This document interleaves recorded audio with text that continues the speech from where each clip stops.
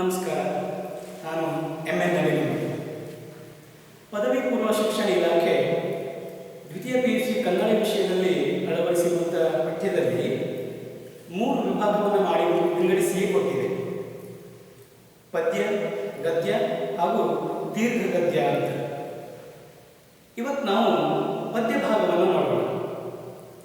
ಪದ್ಯ ಭಾಗದಲ್ಲಿ ಮೊದಲನೇದಾಗಿ ಕದಡಿದ ಸಲಿಲ ತಿಳಿವಂದದೆ.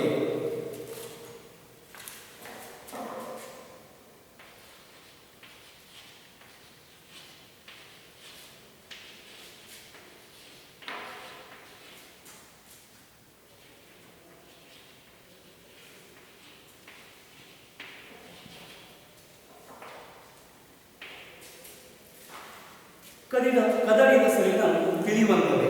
ಕವಿ ನಾಗಚಂದ್ರ.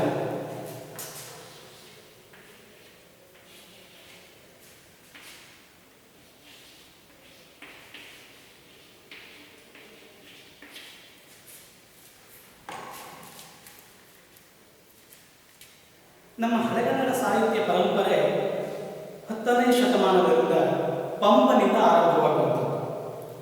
ಅದಕ್ಕೆ ಅವನನ್ನು ಕನ್ನಡದ ಆದಿಕವಿ ಅಂತ ಕರೀತಾರೆ. ಪಂಪ ಹಾಕಿಕೊಟ್ಟಂತಹ ಆ ಒಂದು ರಾಜಮಾರ್ಗ ಹಾಗೆ ನಾಗಚಂದ್ರನವರೆಗೂ ಮುಂದುವರಿತದೆ. ಪಂಪನನ್ನ ಅನುಸರಿಸಿದ ಪ್ರಮುಖ ಕವಿಗಳಲ್ಲಿ ನಾಗಚಂದ್ರನೂ ಒಬ್ಬ. ಅದಕ್ಕೆ ಏನು ನಾಗಚಂದ್ರ ಪಂಪನ ಮೇಲಿನ ಒಂದು ಅಭಿಮಾನದಿಂದಲೋ ಗೌರವದಿಂದಲೋ ಅಥವಾ ಭಕ್ತಿಯಿಂದಲೋ ತನ್ನನ್ನು ತಾನು ಅಭಿನವ ಪಂಪ ಅಂತಾನೆ ಕರ್ಕೊಳ್ತಾನೆ. 11ನೇ ಶತಮಾನದ ಉತ್ತರಾರ್ಧ, 12ನೇ ಶತಮಾನದ ಪೂರ್ವಾರ್ಧ, ಈ ಒಂದು ಕಾಲಘಟ್ಟದಲ್ಲಿ ಈ ನಾಗಚಂದ್ರ ಕವಿ ಬದುಕೋಗಿರ್ತಾರೆ. ಇವತ್ತಿನ ವಿಜಯಪುರ ಈತನ ಜನ್ಮಸ್ಥಳ. ಬಾಲಚಂದ್ರ ಮೇಘಚಂದ್ರ ಯತಿಗಳು ಈ ನಾಗಚಂದ್ರನ ಗುರುಗಳು. ಚಾಲುಕ್ಯ ದೊರೆ ನಾಲ್ವಡಿ ಸೋಮೇಶ್ವರನ ಆಸ್ಥಾನದಲ್ಲಿ ಕವಿಯಾಗಿದ್ದ ಅಂತ ವಿದ್ವಾಂಸರು ಅಭಿಪ್ರಾಯ ಪಡ್ತಾರೆ. ಆದರೆ ಅಧಿಕೃತವಾದಂಥ ದಾಖಲೆ ಇವತ್ತಿನವರೆಗೂ ಲಭ್ಯವಾಗಿಲ್ಲ ಆ ಕುರಿತಾಗಿ. ನಾಗಚಂದ್ರ ಒಬ್ಬ ಜೈನ ಕವಿ. ಪಂಪ ಮತ್ತು ರನ್ನರ ಹಾಗೆ ಇವನು ಕೂಡ ಜೈನ ಕವಿ. ಇವನು ಬರೆದಿರುವಂಥದ್ದು ಪ್ರಮುಖವಾಗಿ 2 ಕಾವ್ಯಗಳು. ಒಂದು ಮಲ್ಲಿನಾಥ ಪುರಾಣ, ಇನ್ನೊಂದು ರಾಮಚಂದ್ರ ಚರಿತ ಪುರಾಣ. ಈ 2 ಕಾವ್ಯಗಳು ಕೂಡ ಚಂಪು ಕಾವ್ಯಗಳೇ. ಚಂಪು ಅಂತ ಹೇಳಿದ್ರೆ ಪದ್ಯ ಮತ್ತು ಗದ್ಯ ಮಿಶ್ರಿತವಾಗಿರುವಂಥ ಒಂದು ಶೈಲಿಯನ್ನು ಚಂಪು ಪ್ರಕಾರ ಅಥವಾ ಚಂಪು ಶೈಲಿ ಅಥವಾ ಚಂಪು ಅಂತ ಕರೀತಾರೆ. ಮಲ್ಲಿನಾಥ ಪುರಾಣ, ಮೊದಲನೇ ಕೃತಿ ಮಲ್ಲಿನಾಥ ಪುರಾಣ ಇದೆಯಲ್ಲ, ಅದು ಶುದ್ಧ ಧಾರ್ಮಿಕ ಕೃತಿ. 19ನೇ ತೀರ್ಥಂಕರ ಮಲ್ಲಿನಾಥನ ಒಂದು ಚರಿತ್ರೆಯನ್ನು ವರ್ಣಿಸುವಂಥದ್ದು ಅಥವಾ ಹೇಳುವಂಥದ್ದು ಈ ಮಲ್ಲಿನಾಥ ಪುರಾಣ. ಇನ್ನು 2ನೇ ಕೃತಿ ರಾಮಚಂದ್ರ ಚರಿತ ಪುರಾಣ. ಈ ರಾಮಚಂದ್ರ ಚರಿತ ಪುರಾಣವೇ ನಾಗಚಂದ್ರ ಕವಿಗೆ ಹೆಸರನ್ನು ತಂದುಕೊಟ್ಟಿರುವಂಥದ್ದು. ಈ ರಾಮಚಂದ್ರ ಚರಿತ ಪುರಾಣ ವಾಲ್ಮೀಕಿ ರಾಮಾಯಣ ಸಂಪ್ರದಾಯದ ಅಥವಾ ವೈದಿಕ ರಾಮಾಯಣಕ್ಕೆ ಸಂಪ್ರದಾಯ ಆ ಒಂದು ಪರಂಪರೆಗೆ ಸೇರುವಂಥ ಕಾವ್ಯ ಅಲ್ಲ ಇದು. ಇದು ಜೈನ ರಾಮಾಯಣ, ಜೈನ ಸಂಪ್ರದಾಯಕ್ಕೆ ಸೇರಿರುವಂಥದ್ದು. ಅದಕ್ಕಾಗಿ ಇದನ್ನ ಪಂಪ ರಾಮಾಯಣ ಅಂತ ಕೂಡ ಕರೀತಾರೆ, ಜೈನ ರಾಮಾಯಣ ಅಂತ ಕೂಡ ಕರೀತಾರೆ. ಪ್ರಾಕೃತ ಕವಿ ವಿಮಲ ಸೂರ್ಯ ಪೌಮಚರಿ ಮತ್ತು ಸಂಸ್ಕೃತ ಕವಿ ರವಿಶೇನಾಚಾರ್ಯರ ಪದ್ಮಪುರಾಣ, ಈ 2 ಕೃತಿಗಳು ಈ ನಾಗಚಂದ್ರನಿಗೆ ರಾಮಚಂದ್ರ ಚರಿತ ಪುರಾಣ ಕೃತಿ ಬರೆಯುವುದಕ್ಕೆ ಮೂಲ ಆಧಾರವಾಗಿರುತ್ತದೆ. ಹಾಗಾಗಿ ಈ ರಾಮಚಂದ್ರ ಚರಿತ ಪುರಾಣ ವಾಲ್ಮೀಕಿ ರಾಮಾಯಣದಿಂದ ಸಂಪೂರ್ಣವಾಗಿ ಭಿನ್ನವಾಗಿರುವಂಥದ್ದು. ನಾಗಚಂದ್ರನಿಗೆ ಕೆಲವು ಬಿರುದುಗಳು ಕೂಡ ಇತ್ತು. ಭಾರತೀಕರಣ ಕೂಡ, ಕವಿತಾ ಮನೋಹರ, ಚತುರ ಕವಿ, ಹಾಗೆ ಇನ್ನು ಅನೇಕ ಬಿರುದುಗಳು ಕೂಡ ಅವನಿಗೆ ಇತ್ತು. ಇನ್ನು ಈ ಒಂದು ಕದಡಿದ ಸಲಿಲನ್ನು ತಿಳಿಯುವಂಥದ್ದೇ ಪದ್ಯದ ಕುರಿತು ಕುರಿತಾಗಿ ಹೇಳೋದಾದರೆ ರಾಮಚಂದ್ರ ಚರಿತ ಪುರಾಣದಿಂದ ಆಯ್ಕೆ ಮಾಡಿಕೊಂಡಿರುವಂಥ ಒಂದು ಪದ್ಯ ಭಾಗ ಇದು. ಆ ರಾಮಚಂದ್ರ ಚರಿತ ಪುರಾಣದಲ್ಲಿ 16 ಆಶ್ವಾಸಗಳಿದ್ದಾವೆ. ಆ 16 ಆಶ್ವಾಸಗಳಲ್ಲಿ 14ನೇ ಆಶ್ವಾಸದಿಂದ ಈ ಒಂದು ಕದಡಿದ ಸಲಿ ನಮ್ಮ ತಿಳಿವಂದದೆ ಎಂಬ ಪದ್ಯವನ್ನು ಆಯ್ಕೆ ಮಾಡಿಕೊಂಡಿದ್ದಾರೆ. ನಾಗಚಂದ್ರ ಜೈನ ಕವಿ ಆಗಿರುವುದರಿಂದ ತನ್ನ ಕಾವ್ಯದಲ್ಲಿ ಇದು ಮೇಲ್ನೋಟಕ್ಕೆ ರಾಮಚಂದ್ರ ಚರಿತ ಪುರಾಣ ಲೌಕಿಕ ಕಾವ್ಯದಂತೆ ಕಾಣುತ್ತದೆ, ಆದರೆ ಇದು ಕೂಡ ಧಾರ್ಮಿಕ ಕೃತಿಯೇ. ಈ ಕಾವ್ಯದುದ್ದಕ್ಕೂ ಕೂಡ ಒಂದು ಜೈನ ಧರ್ಮದ ತತ್ವಗಳನ್ನು, ಸಿದ್ಧಾಂತಗಳನ್ನು, ಅಂಶಗಳನ್ನು ನಾವು ಕಾಣ್ತಾ ಹೋಗ್ತೇವೆ. ಹಾಗಾಗಿ ಇದು ವಾಲ್ಮೀಕಿ ರಾಮಾಯಣದಿಂದ ತುಂಬ ಭಿನ್ನವಾಗಿರುವಂಥದ್ದು, ಅಥವಾ ವಾಲ್ಮೀಕಿ ರಾಮಾಯಣಕ್ಕೂ ಈ ಪಂಪ ರಾಮಾಯಣಕ್ಕೂ ತುಂಬ ವ್ಯತ್ಯಾಸ ಇರುವಂಥದ್ದು. ಇಲ್ಲಿ ಬರುವಂಥ ಪಾತ್ರಗಳೇನಿದೆ, ನಾಗಚಂದ್ರನ ರಾಮಚಂದ್ರ ಚರಿತ ಪುರಾಣದಲ್ಲಿ ಬರುವಂಥ ಪಾತ್ರಗಳೇನಿದೆ, ರಾಮ, ಲಕ್ಷ್ಮಣ, ರಾವಣ, ಇವು ಈ 3 ಪಾತ್ರಗಳು ಕೂಡ ಜೈನ ಪರಿಕಲ್ಪನೆಯಲ್ಲಿ ಬರುವಂಥ ತ್ರಿಷಷ್ಟಿ ಶಲಾಕ ಪುರುಷರು. ಈ 3 ಕೂಡ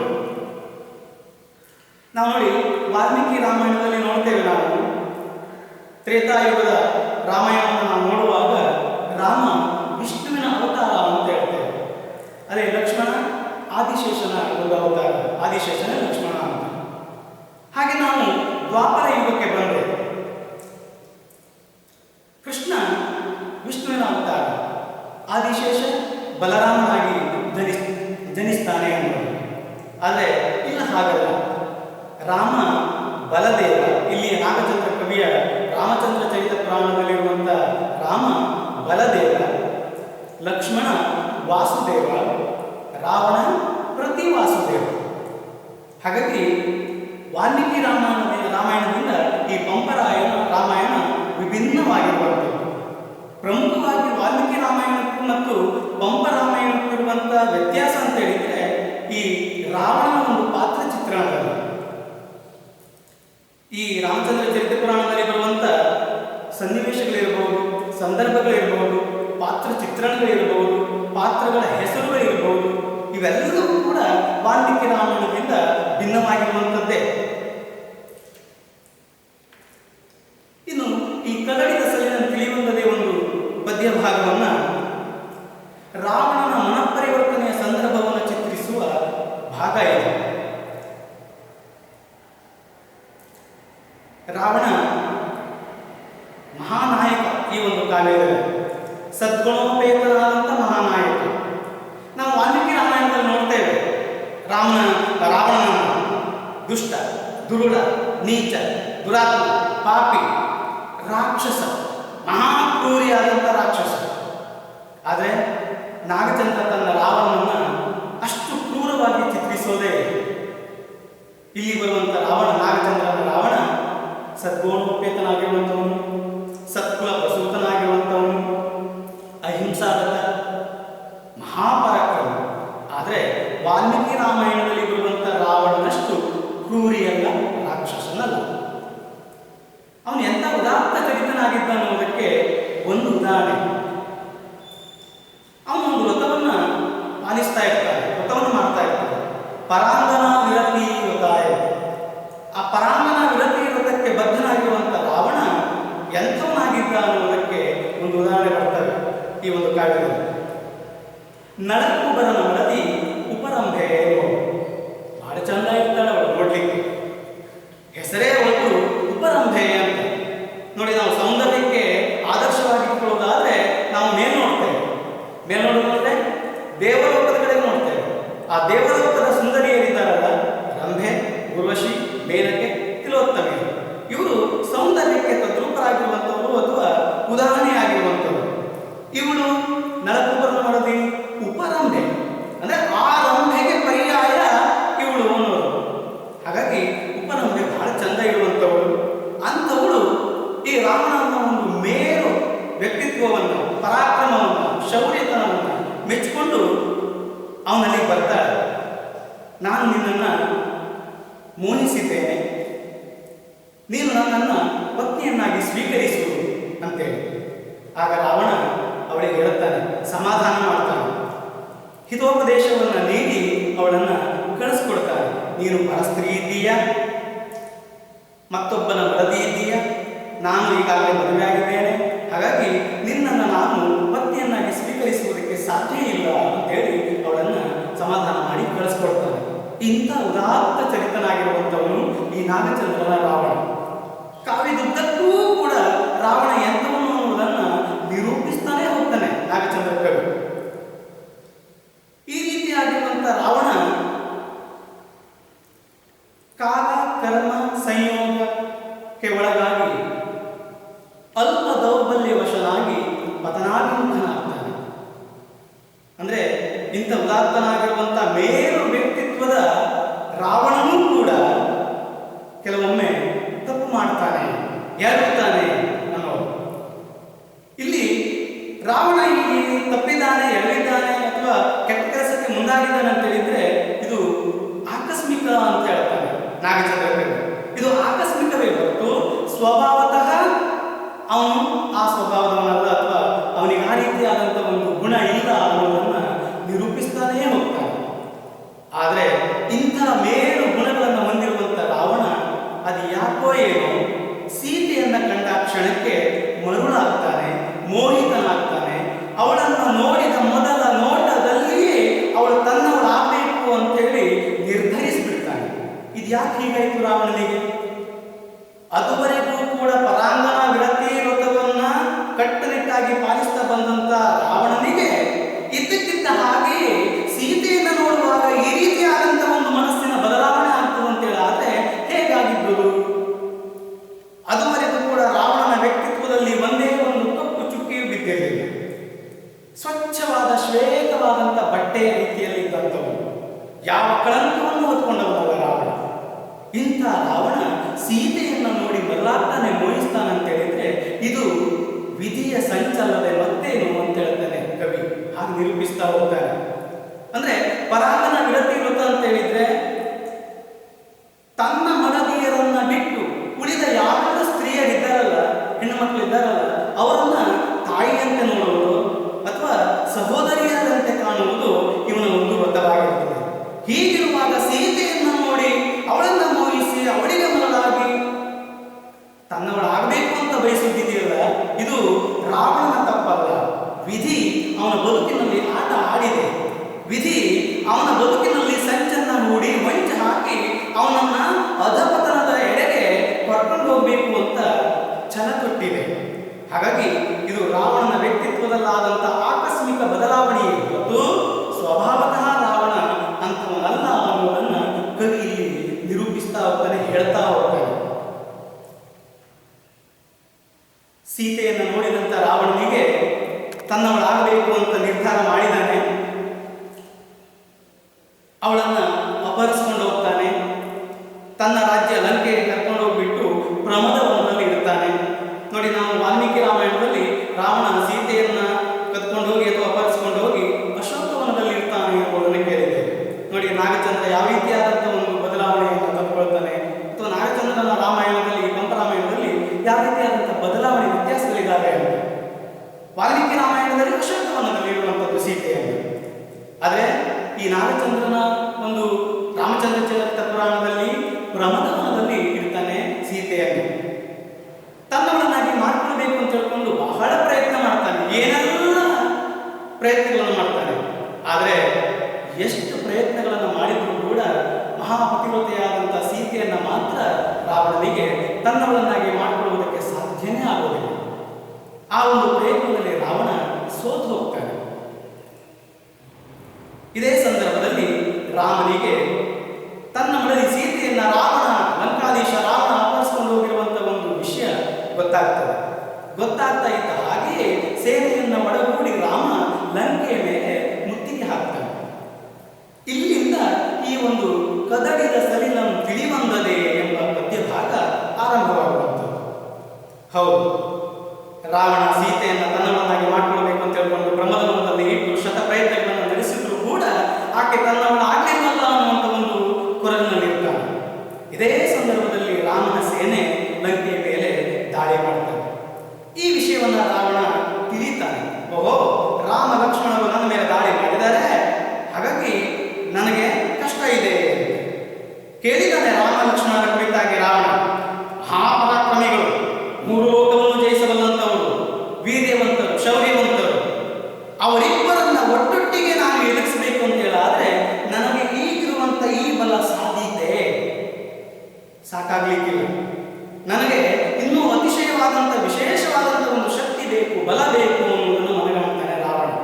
ಹಾಗಾಗಿ ರಾಮ ಮತ್ತು ಲಕ್ಷ್ಮಣನನ್ನ ಒಟ್ಟೊಟ್ಟಿಗೆ ಎದುರಿಸುವುದಕ್ಕೆ, ಇಲ್ಲ ಸೋಲಿಸುವುದಕ್ಕೆ, ಇಲ್ಲ ಅವರಿಬ್ಬರನ್ನು ಯುದ್ಧದಲ್ಲಿ ಸಾಯಿಸುವುದಕ್ಕೆ ತನಗೆ ಇನ್ನೂ ಹೆಚ್ಚಿನದಾದಂಥ ಒಂದು ಶಕ್ತಿ ಬೇಕು ಅನ್ನಿದಂಥ ರಾವಣ ತಾನು ಆಗಲೇ ಸಿದ್ಧಿಸಿಕೊಂಡಿರುವಂಥ ಬಹುರೂಪಿ ವಿದ್ಯಾದೇವತೆಯ ಮೊರೆ ಹೋಗ್ತಾನೆ. ಆ ವಿದ್ಯಾದೇವತೆಯನ್ನು ಒಲಿಸಿಕೊಳ್ಳುವುದಕ್ಕೆ ಮುಂದಾಗ್ತಾನೆ. ಈ ಕಾವ್ಯ ಭಾಗದಲ್ಲಿ ಅಥವಾ ಈ ಪದ್ಯ ಭಾಗದಲ್ಲಿ ಹೇಳಿ ಕೇಳಿ ಅಸುರರು ಹಲವಾರು ಮಾಯಾವಿದ್ಯೆಗಳನ್ನು ಆಗಲೇ ಸಿದ್ಧಿಸಿಕೊಂಡಿರ್ತಾರೆ. ರಾವಣನು ಕೂಡ ಹಾಗೆ ಅನೇಕ ಮಾಯಾವಿದ್ಯೆಗಳನ್ನು ಸಿದ್ಧಿಸಿಕೊಂಡಿದ್ದ. ಅದರಲ್ಲಿ ಈ ಬಹುರೂಪಿಣಿ ವಿದ್ಯೆ ಎನ್ನುವುದು ಒಂದು ಕೂಡ. ಆ ಬಹುರೂಪಿಣಿ ವಿದ್ಯೆ ಕುರಿತಾಗಿ ತಪಸ್ಸು ಮಾಡ್ತಾನೆ, ಆ ವಿದ್ಯೆಯನ್ನು ಒಲಿಸ್ಕೊಳ್ತಾನೆ.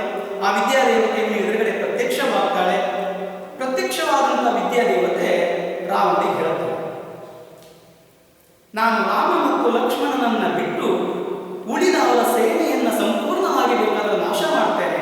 ಅದರ ರಾಮ ಮತ್ತು ಲಕ್ಷ್ಮಣನನ್ನು ಮಾತ್ರ ನನ್ನಿಂದ ಸೋಲಿಸುವುದಕ್ಕೂ ಇಲ್ಲ ಕೊಲ್ಲುವುದಕ್ಕೂ ಸಾಧ್ಯ ಇಲ್ಲ, ನನ್ನ ಶಕ್ತಿಯನ್ನೂ ಮೀರಿದವರು ಅಂತೇಳಿ ಆ ಬಹುರೂಪಿ ವಿದ್ಯೆ ಹೇಳಿದವಾಗ ಬಹಳ ನಿರಾಶನಾಗ್ತಾನೆ ರಾವಣ. ಆದರೆ ಧೃತಿ ಗೆಲ್ಲೋದಿಲ್ಲ, ಯುದ್ಧದಿಂದ ವಿಮುಖನಾಗೋದಿಲ್ಲ. ಯಾಕೆಂತಂದ್ರೆ ಮಹಾಪರಾಕ್ರಮಿ ಅವನು, ಛಲವಾದಿ ಅವನು. ಹಾಗಾಗಿ ಆ ವಿದ್ಯಾದೇವತೆಗೆ ನಮಸ್ಕರಿಸಿಬಿಟ್ಟು ಅವಳನ್ನು ಬೀಳ್ಕೊಟ್ಟು ಯುದ್ಧದ ಸಿದ್ಧತೆಯನ್ನು ಮಾಡಿಕೊಳ್ತಾನೆ.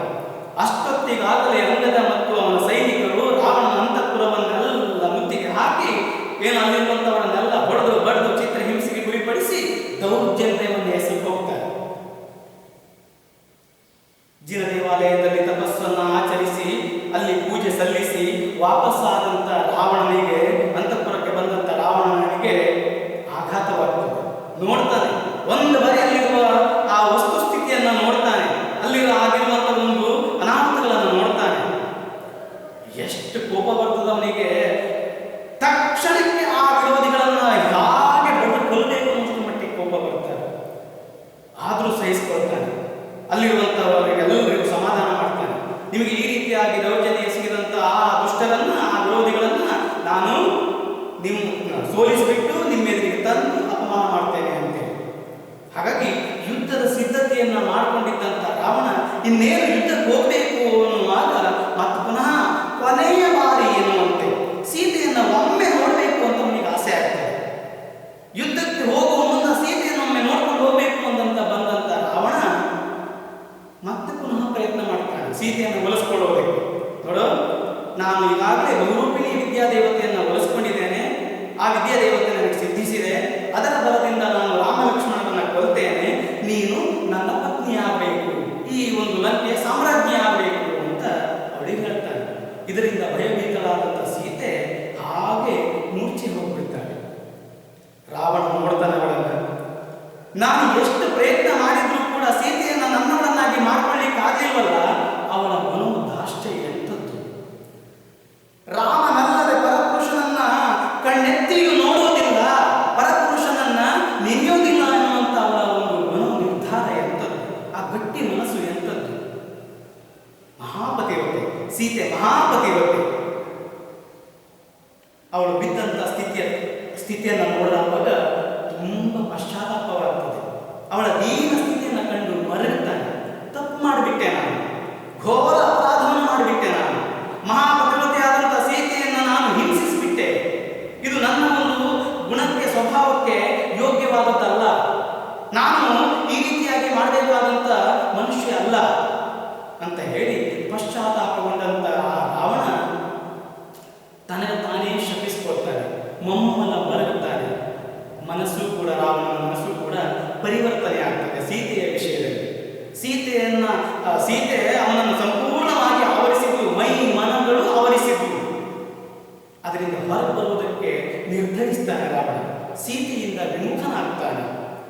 ಹಾಗೆ ವಿಮುಖನಾದಂಥ ರಾವಣ ತನ್ನ ಒಂದು ನಿರ್ಧಾರವನ್ನು ತನ್ನವರಿಗೆ ತಿಳಿಸಿ ಮುಂದೆ ಆಗುವಂಥ ಯುದ್ಧದಲ್ಲಿ ರಾಮ ಮತ್ತು ಲಕ್ಷ್ಮಣನನ್ನು ಅವರನ್ನು ಹೆಡೆಮುಡಿ ಕಟ್ಟಿ ಇಲ್ಲಿಗೆ ತಂದು ಸೀತೆಯನ್ನು ರಾಮನಿಗೆ ಒಪ್ಪಿಸಬೇಕು ಅಂತ ನಿರ್ಧಾರ ಮಾಡ್ತಾನೆ ರಾಮ. ಇದು ನಾಗಚಂದ್ರ ಕವಿಯ ಒಂದು ಸಮರ್ಥನೆ ರಾವಣನ ಬಗ್ಗೆ. ನೀವು ತಿಳ್ಕೊಂಡ ಹಾಗೆ, ಲೋಕ ತಿಳಿದ ಹಾಗೆ, ಇಲ್ಲ ವಾಲ್ಮೀಕಿ ಋಷಿ ತಿಳಿದ ಹಾಗೆ ರಾವಣ ಕೆಟ್ಟವನಲ್ಲ, ದುಷ್ಟ ಅಲ್ಲ, ನೀಚ ಅಲ್ಲ, ಕ್ರೂರಿ ಅಲ್ಲ, ರಾಕ್ಷಸನಲ್ಲ. ಅವನು ಕೂಡ ಎಲ್ಲರಂತೆಯೇ ಮನುಷ್ಯ ಸ್ವಭಾವ ಇರುವಂತ ಹಲವಾರು ಗುಣದೋಷಗಳಿಂದ ಕೂಡಿರುವಂಥವು. ಮನುಷ್ಯರಲ್ಲಿ, ಮಾನವರಲ್ಲಿ ಮಾನವ ಗುಣವೂ ಇರ್ತವೆ, ದಾನವ ಗುಣವೂ ಇರ್ತವೆ. ಈ ಮಾನವ ದಾನವ ಗುಣಗಳು ಆಯಾ ಕಾಲ ಸಂದರ್ಭ ಸಮಯಕ್ಕೆ ಅನುಸಾರವಾಗಿ ಮುಂಚೂಣಿ ಬರ್ತವೆ. ಇಲ್ಲ ಆಗಿದ್ದರೆ ಮಾನವ ಗುಣ ಹೋಗಿ ದಾನವೀಯ ಗುಣ ಬಂದಿದ್ದಕ್ಕೆ ಸೀತೆಯನ್ನು ಮೋಹಿಸುವಂತಾಯಿತು, ರಾವಣ ಸೀತೆಯನ್ನು ಅಪಹರಿಸಿಕೊಂಡು ಬರುವಂಥದ್ದಾಯಿತು, ರಾಮ ಮತ್ತು ರಾವಣನ ನಡುವೆ ಯುದ್ಧ ಆಗುವಂಥದ್ದಾಯಿತು. ಅಂದರೆ ಮನುಷ್ಯನ ಉನ್ನತಿ ಮತ್ತು ಅವನತಿ ಎರಡೂ ಅವನ ನಡೆಯನ್ನು ಅವಲಂಬಿಸಿರ್ತವೆ ಅಂತೇಳಿ. ಅದಕ್ಕೆ ಈ ನಮ್ಮ ನಾಗಚಂದ್ರನ ರಾವಣ ಸಾಕ್ಷಿಯಾಗ್ತಾನೆ. ಈ ಒಂದು ಕದಡಿದ ಸಲಿಲನ್ನು ತಿಳಿಯುವಂಥದ್ದೇ ಒಂದು ಪ್ರತಿ ಭಾಗದಲ್ಲಿ ರಾವಣನ ಮನಸ್ಸು ಹೇಗೆ ಪರಿವರ್ತನೆಯಾಯಿತು, ತನ್ನ ನಿರ್ಧಾರ ಏನು ಅನ್ನೋದನ್ನು ಇದರಲ್ಲಿ ತಿಳಿಸ್ತಾ ಹೋಗ್ತಾನೆ. ನಾನು ಆಗಲೇ ಹೇಳಿದೆ, ಈ ಪಂಪ ರಾಮಾಯಣಕ್ಕೂ ಮತ್ತು ವಾಲ್ಮೀಕಿ ರಾಮಾಯಣಕ್ಕೂ ತುಂಬ ವ್ಯತ್ಯಾಸ ಇದೆ ಅಂತೇಳಿ. ನೀವು ಈ ಒಂದು ಪದ್ಯವನ್ನು ಓದುವಾಗ ವಾಲ್ಮೀಕಿ ರಾಮಾಯಣವನ್ನು ಸಂಪೂರ್ಣವಾಗಿ ಪಕ್ಕಕ್ಕಿಟ್ಟೆ ಈ ಪದ್ಯವನ್ನು ಓದಬೇಕು, ಈ ಕಾವ್ಯವನ್ನು ಓದಬೇಕು. ಇಲ್ಲದೆ ಅವರಿಗೆ ತುಂಬ ಗೊಂದಲ ಮಾಡಿಕೊಡ್ತೇವೆ. ಅದಕ್ಕಾಗಿ ಈ ವಾಲ್ಮೀಕಿ ರಾಮಾಯಣದಿಂದ ಪಂಪ ರಾಮಾಯಣ ಅಂದರೆ ನಾಗಚಂದ್ರನ ರಾಮಚಂದ್ರ ಚರಿತ ಪುರಾಣ ಎಷ್ಟು ಭಿನ್ನವಾಗಿರುವಂಥದ್ದು ಅನ್ನೋದಕ್ಕೆ ನಾನು ಈ ಒಂದು ರಾಮಚಂದ್ರ ಚರಿತ ಪುರಾಣಕ್ಕೆ ಸಂಬಂಧಪಟ್ಟಂತೆ ಪೂರ್ವ ಕಥೆಯನ್ನು ಹೇಳ್ತೇನೆ. ಆ ಕಥೆಯನ್ನು ಕೇಳಿದ ಮೇಲೆ ನಿಮಗೆ ಮನದಟ್ಟಾಗ್ತದೆ ಎಷ್ಟು ವ್ಯತ್ಯಾಸ ಇದೆ ಅನ್ನೋದು. ಈ ಪದ್ಯ ಭಾಗ ಕದಳಿದ ಸಲಿಲಂ ತಿಳಿಯುವಂಥದ್ದೇ ಪದ್ಯ ಭಾಗಕ್ಕೆ ಬರುವ ಮುನ್ನ ಪೂರ್ವ ಕಥೆಯನ್ನು ನಾವು ತಿಳ್ಕೊಳ್ಳೇಬೇಕು.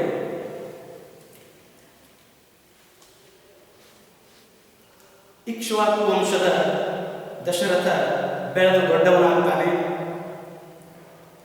ಅಯೋಧ್ಯೆಯ ರಾಜ್ಯಭಾರವನ್ನು ಮಾಡುವಷ್ಟು ಸಮರ್ಥನಾಗ್ತಾನೆ. ಅವನಿಗೆ 3 ಮಂದಿ ಮಡದಿಯರು, ಅಪರಾಜಿತೆ, ಸುಮಿತ್ರೆ, ಸುಪ್ರಭೆ. ಈ 3 ರಾಣಿಯರೊಂದಿಗೆ ಅಯೋಧ್ಯೆಯ ರಾಜ್ಯಭಾರವನ್ನು ಮಾಡ್ತಾ ಇರ್ತಾರೆ. ಹೀಗೆ ಕೆಲವು ದಿನಗಳು ಕಳೆದು ಒಂದು ದಿನ ದಶರಥನ ಒಡ್ಡೋಲಕ್ಕೆ ನಾರದ ಮಹರ್ಷಿಗಳ ಆಗಮನವಾಗುತ್ತದೆ. ನಾರದ ಮಹರ್ಷಿಗಳು ಹೇಳ್ತಾರೆ, ಮಹಾರಾಜ, ನಾನು ಈಗಷ್ಟೇ ಲಂಕಾಧೀಶ ರಾವಣನ ರಾಜ್ಯ ಲಂಕೆಯಿಂದ ಬಂದೆ. ಏನು ಸಮಾಚಾರ? ಅದು ಒಂದು ವಿಶೇಷ ಸುದ್ದಿ. ಏನು? ಸೀತೆಯ ಕಾರಣದಿಂದಾಗಿ ರಾವಣ ಮರಣವನ್ನು ಹೊಂದುತ್ತಾನೆ ಅನ್ನುವಂಥ ಸುದ್ದಿ. ಈ ಸುದ್ದಿಯನ್ನು ತಿಳಿದಂಥ ರಾವಣ ಭಯಭೀತನಾಗಿ ಆತಂಕಗೊಂಡು ಒಂದು ನಿರ್ಧಾರಕ್ಕೆ ಬಂತಾನೆ. ಏನು ನಿರ್ಧಾರಕ್ಕೆ?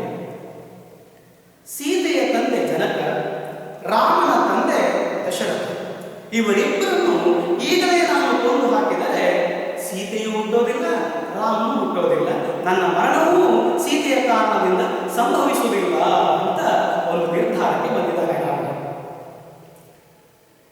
ಇದನ್ನು ಕೇಳಿದಂತ ದಶರಥ ಮತ್ತು ಜನಕರಿಗೆ ಆತಂಕವಾಗುತ್ತದೆ, ವಿಚಲಿತರಾಗ್ತಾರೆ. ತಮ್ಮ ಆಪ್ತ ಮಂತ್ರಿಗಳನ್ನು ಕರೆದು ಸಮಾಲೋಚಿಸ್ತಾರೆ. ಏನು ಮಾಡಬೇಕು? ಹೀಗೊಂದು ಸುದ್ದಿ ಬಂದಿದೆ ಅಂತ. ಹಾಗೆ ಸಮಾಲೋಚಿಸುವಾಗ ಅಂತಿಮವಾಗಿ ಒಂದು ನಿರ್ಧಾರಕ್ಕೆ ಬರ್ತಾರೆ. ದಶರಥ ಮತ್ತು ಜನಕರ ಮೇಣದ ಗೊಂಬೆಗಳನ್ನು ಮಾಡಿ ಓಲಗ ಶಾಲೆಯಲ್ಲಿಟ್ಟು ಅವರಿಬ್ಬರು ಮರೆಯಲು ಉಳಿಯುವುದು ಅಂತ. ಹೀಗೆ ತೀರ್ಮಾನಿಸಿದಂಥ ದಶರಥ ಮತ್ತು ಜನಕ ತಮ್ಮ ಇಬ್ಬರ ಮೇಣದ ಗೊಂಬೆಗಳನ್ನು ಮಾಡಿ ಓಲಗ ಶಾಲೆಯಲ್ಲಿ ಇಟ್ಟು ತಾವಿಬ್ಬರು ಮರೆಯಲು ಉಳಿತಾರೆ. ರಾವಣನ ಆಜ್ಞೆಯನ್ನು ಹೊತ್ತು ಬಂದಂತ ವಿಭೀಷಣನ ಮುಂದಾಳತ್ವದಲ್ಲಿ ಬಂದಂತ ರಾವಣನ ಸೇನೆ ಅಂತಃಪುರ ಮೇಲೆ ದಾಳಿ ಮಾಡ್ತಾರೆ. ನೇರವಾಗಿ ದಶರಥನ ಒಡ್ಡೋಲಗಕ್ಕೆ ಹೋಗ್ತಾರೆ. ಅಲ್ಲಿ ಹೋದಾಗ ಆ ಒಡ್ಡೋಲಗದಲ್ಲಿ ಅಥವಾ ಆ ಓಲಗ ಶಾಲೆಯಲ್ಲಿ ಇರುವಂತ ದಶರಥ ಮತ್ತು ಜನಕರ ಮೇಣದ ಬೊಂಬೆಗಳನ್ನು ಕತ್ತರಿಸಿಬಿಟ್ಟು ನಿಜವಾಗಿಯೂ ನಾವು ದಶರಥ ಮತ್ತು ಜನಕನನ್ನ ಕೊಂದೆವು ಅಂತ ಹೇಳ್ಕೊಂಡು ಸಂಭ್ರಮಿಸ್ತಾರೆ. ಈ ಸಂತೋಷದ ಸುದ್ದಿಯನ್ನ ರಾವಣನಿಗೂ ತಲುಪಿಸ್ತಾರೆ. ಇತ್ತ ಮರೆಯಲ್ಲಿದ್ದಂಥ ದಶರಥ ಮತ್ತು ಜನಕ ಹೊರಗೆ ಬಂದು ಕೆಲವು ದಿನಗಳವರೆಗೆ ನಾವು ಇಲ್ಲಿ ಇರುವುದು ಕ್ಷೇಮವಲ್ಲ, ನಾವು ಸ್ವಲ್ಪ ವೇಷವನ್ನು ಮರೆಸಿಕೊಂಡು ಬೇರೊಂದು ಜಾಗದಲ್ಲಿ ಇರಬೇಕು ಅಂತ ಹೇಳ್ಕೊಂಡು ಹಾಗೆ ಮುಂದಕ್ಕೆ ಸಾಗುತ್ತಾರೆ. ಸಾಗಿ ಸಾಗಿ ಸಾಗಿ ಸಾಗಿ ಕೌತುಕ ಮಂಗಳಪುರ ಎನ್ನುವ ನಗರಕ್ಕೆ ಬರ್ತಾರೆ. ಅಲ್ಲಿ ಒಂದು ಸ್ವಯಂವರ. ಆ ಸ್ವಯಂವರದಲ್ಲಿ ದಶರಥ ಪಣವನ್ನು ಗೆದ್ದು ಕೈಕೆಯನ್ನು ವಹಿಸ್ತಾರೆ. ಹೀಗೆ ಕೆಲವು ಕಾಲಗಳು ಗತಿಸಿ ಹೋಗಿರ್ತವೆ. ಇನ್ನು ನಾನು ಅಯೋಧ್ಯೆಗೆ ಹೋಗಬಹುದು ಅನ್ನೋದನ್ನು ನಿಶ್ಚಯಿಸಿದ್ದಾನೆ ದಶರಥ. ಹಾಗಾಗಿ ವಹಿಸಿದಂಥ ಕೈಕೆಯೊಂದಿಗೆ ದಶರಥ ನೇರವಾಗಿ ಅಯೋಧ್ಯೆಯ ಕಡೆಗೆ ಬರ್ತಾ ಇರ್ತಾರೆ. ಹಾಗೆ ಬರುವಾಗ ಮಾರ್ಗ ಮಧ್ಯೆ ಒಂದು ಯುದ್ಧ ಆಗ್ತದೆ, ಘನಘೋರವಾದಂಥ ಯುದ್ಧ. ಯುದ್ಧ ಮಾಡ್ತಾ ಮಾಡ್ತಾ ಮಾಡ್ತಾ ದಶರಥನ ಕೈ ಸೋತ್ತಾ ಬರ್ತಾರೆ. ಅಷ್ಟೊತ್ತಿಗೆ ದಶರಥನ ಸಾರಥಿಯೂ ಕೂಡ ವಿರೋಧಿಗಳ ಬಾಣಕ್ಕೆ ತುತ್ತಾಗಿ ಮೂರ್ಛೆ ಹೋಗ್ಬಿಡ್ತಾರೆ. ಜೊತೆ ಇದ್ದಂಥ ಕೈಗೆ ಸಮಯ ಪ್ರಜ್ಞೆಯನ್ನು ಬೆಳೆದು ಆ ಸಾರಥಿಯ ಸ್ಥಾನದಲ್ಲಿ ತಾನು ಕುಳಿತು ರಥವನ್ನು ಮುನ್ನಡೆಸ್ತಾರೆ. ಇದರಿಂದ ಉತ್ಸಾಹಗೊಂಡಂಥ ದಶರಥ ಮತ್ತೆ ಪುನಃ ಯುದ್ಧಕ್ಕೆ ಸನ್ನದ್ಧನಾಗಿ ವಿರೋಧಿಗಳನ್ನು ಸಂಪೂರ್ಣವಾಗಿ ಕರೀತಾನೆ. ದಶರಥನಿಗೆ ಯುದ್ಧದಲ್ಲಿ ಜಯವಾಗ್ತದೆ, ಪರಮಾನಂದವಾಗ್ತದೆ. ದಶರಥನಿಗೆ ಬಹಳ ಸಂತೋಷ ಆಗ್ತದೆ. ಸಂತೋಷಗೊಂಡಂತ ಆ ದಶರಥ ತಾನು ಕೈಕೆಗೆ ಏನಾದರೂ ಈಗಲೇ ಕೊಡಬೇಕು ಅನ್ನೋದನ್ನು ನಿರ್ಧಾರ ಮಾಡಿಬಿಡ್ತಾನೆ. ಹಾಗೆ ಹೇಳ್ತಾನೆ ಕೂಡ, ಕೈಕೆ, ನಿನ್ನ ಈ ಒಂದು ಕಾರ್ಯದಿಂದ ಅಥವಾ ಸಮಯ ಪ್ರಜ್ಞೆಯಿಂದ ನನಗೆ ಜಯವಾಗಿದೆ, ಜಯ ಲಭಿಸಿದೆ. ಸಂತೋಷಗೊಂಡಂತ ನಾನು ನಿನಗೇನಾದರೂ ಕೊಡಬೇಕು ಅಂತ ನಿರ್ಧರಿಸಿದ್ದೇನೆ. ನಿನಗೆ ಏನು ಬೇಕೋ ಅದನ್ನು ಕೇಳ್ಕೋ ಅಂತ ಹೇಳ್ಕೊಂಡು ದಶರಥ ಅಂತಾನೆ. ಮಹಾಬುದ್ಧಿವಂತೆ ಕೈಕೆ.